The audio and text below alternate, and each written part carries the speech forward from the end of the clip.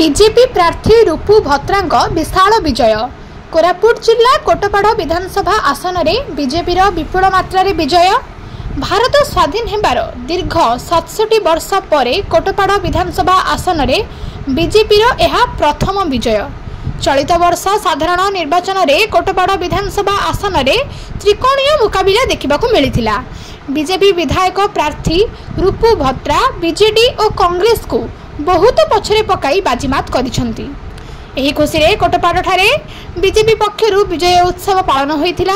रूपू भत्रा निज समर्थक सह कोटपाड़ ठारू विजय शोभायात्रा सारी संध्यारे जयपुर विक्रमदेव विश्वविद्यालय ठारे भोट गणति केन्द्र ठारे पहुंची।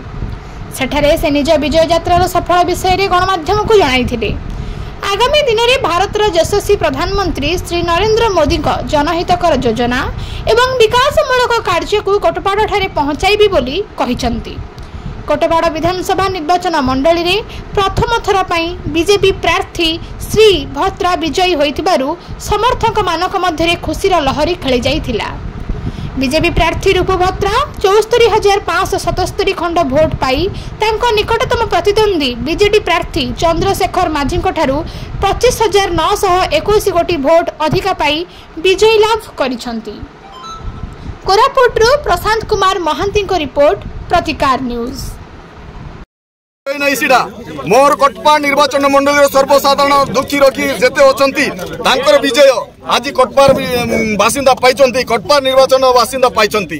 कोन कहबे को मुद्दा आपण जो दिन आसीथिले सेतना कहथिले अनेक किछ करिवार अछि से स्ट्रैटेजी वर्तमान जो भाबरे मूल कोच गोटे प्रकार हिची निश्चित भाबरे मु वोटर्स पागरे जाइकर जो मुद्दा रखिछि सेही मुद्दा को आज निश्चित भाव में लोकंर जनहित काम करने निश्चित भाव